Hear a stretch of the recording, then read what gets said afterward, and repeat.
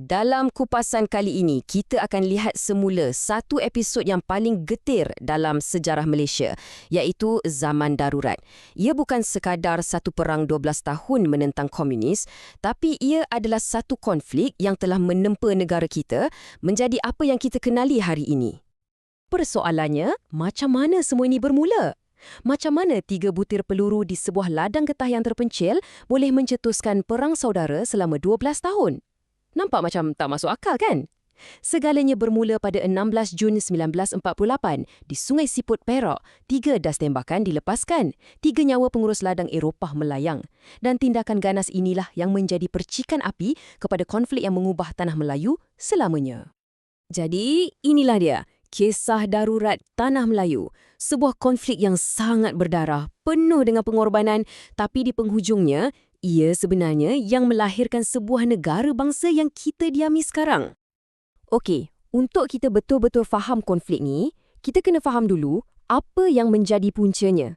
Apa ideologi yang menyemarakkan api perjuangan mereka? Ideologi ini ialah komunisme. Ia tiba di Tanah Melayu sekitar tahun 1920-an dan ia datang dengan satu janji yang sangat menarik pada masa itu, penentangan terhadap penjajah dan kesamarataan untuk semua orang. Janji-janji inilah yang membuatkan sesetengah pihak tertarik untuk berjuang bagi mewujudkan sebuah masyarakat yang sama sekali berbeza. Daripada sebuah parti kecil yang ditubuhkan pada tahun 1930, Parti Komunis Malaya atau PKM berkembang menjadi satu kuasa yang digeruni. Masa Perang Dunia Kedua, mereka jadi sekutu British menentang Jepun, dikenali sebagai Bintang 3. Tapi lepas perang, bila ada kekosongan kuasa, pengaruh mereka makin kuat. Sampailah tahun 1948, mereka buat keputusan drastik, lancarkan perjuangan bersenjata untuk tubuhkan Republik Komunis Malaya. Dan inilah dia, titik puncaknya, pembunuhan di Sungai Siput tu. Bagi pihak British, ini adalah satu pengisytiharan perang. Tindak balas mereka pantas dan sangat tegas. Darurat diisytiharkan di seluruh tanah Melayu. Perang telah pun bermula. Sebaik saja perang bermula, PKM terus melancarkan kempen keganasan. Tujuannya satu, untuk melumpuhkan negara dan mematahkan semangat rakyat jelata. Strategi mereka ni memang untuk cipta huru-hara. Sasaran utama, ekonomi. Lombong biji timah dan ladang getah, sumber pendapatan utama negara, diserang. Infrastruktur awam disabotaj, landasan kereta api dibom, paip air dimusnahkan. Paling teruk, orang awam yang tak berdosa pun jadi mangsa. Mereka diugut, diculik, malah dibunuh kalau enggan bekerjasama. Balai polis dan pegawai kerajaan pun tak terlepas. Kemuncak keberanian mereka bila mereka berjaya membunuh Sir Henry Gurney, iaitu pesuruhjaya tinggi British sendiri dalam satu serang hendap. Kejadian ini betul-betul mengejutkan semua orang dan menghantar satu mesej yang jelas, tiada siapa yang selamat. Jadi, bila berdepan dengan pemberontakan yang begitu ganas, pihak British tahu mereka tak boleh harapkan askar dan senjata semata-mata. Mereka perlukan satu strategi baru, satu strategi serampang dua mata. Kerajaan British sedar kekuatan tentera saja tak cukup. Jadi, mereka lancarkan perang di 2 barisan serentak. Di satu pihak, operasi ketenteraan yang sangat tegas. Di satu pihak lagi, satu perang saraf untuk memenangi hati dan fikiran rakyat. Salah satu strategi paling bijak ialah rancangan BRICS. Logiknya mudah saja. Gerila komunis ni bersembunyi dalam hutan, tapi mereka perlukan bantuan dari luar, dari rangkaian penyokong awam yang digelar Min Yuen. Jadi, rancangan BRICS ni tujuannya satu, putuskan hubungan antara gerila dengan Min Yuen. Kalau tak ada makanan, tak ada bekalan, tak ada maklumat, pemberontakan mereka akan lumpuh dengan sendirinya.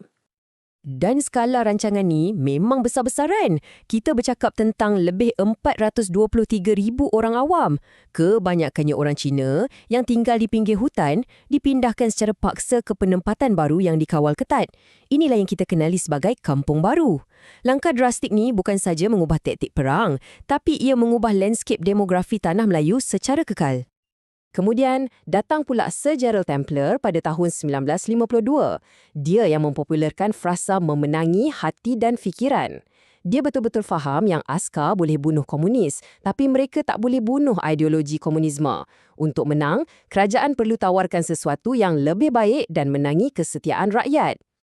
Dan salah satu langkah paling penting ialah pada tahun 1952, seramai 1.2 juta penduduk China diberikan taraf kerakyatan. Ini satu langkah yang game changing. Ia memberikan mereka sebab untuk setia kepada tanah Melayu dan bukan kepada komunis.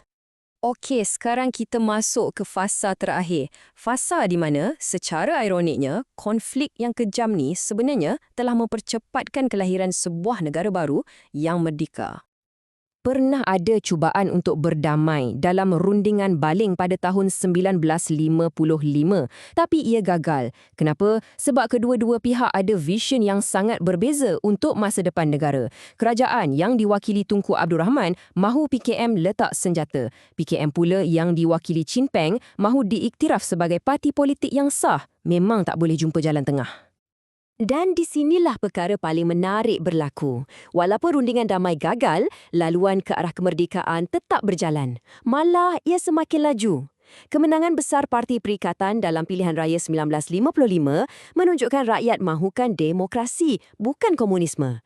Jadi, usaha melawan komunis dan usaha mencapai merdeka ni sebenarnya berjalan seiring dan saling menguatkan antara satu sama lain sehinggalah kita merdeka pada 1957 dan darurat tamat pada 1960. Kita jangan lupa juga tentang kosnya. Perang ini menelan belanja yang sangat besar, dianggarkan sekitar $300,000 sehari pada masa itu. Bayangkan beban kewangan yang ditanggung. Ini antara sebab kenapa semua pihak, termasuk British, mahu konflik ini berakhir secepat mungkin. Jadi, apa legasi darurat yang kekal sampai hari ini? Pertama, ia mempercepatkan kemerdekaan kita.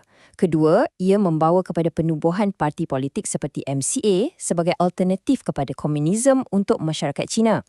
Tapi, ia juga meninggalkan kesan yang lebih kompleks. Sistem kampung baru, walaupun berkesan, telah mewujudkan pengasingan kaum yang cabarannya masih kita rasai sehingga ke hari ini. Akhir sekali, konflik ini mengajar kita sesuatu yang sangat penting. Keamanan dan perpaduan yang kita ada hari ini bukanlah sesuatu yang datang dengan mudah. Ia dibina atas pengorbanan darah dan air mata generasi terdahulu. Persoalannya untuk kita renungkan, adakah kita masih menjaga warisan yang sangat berharga ini?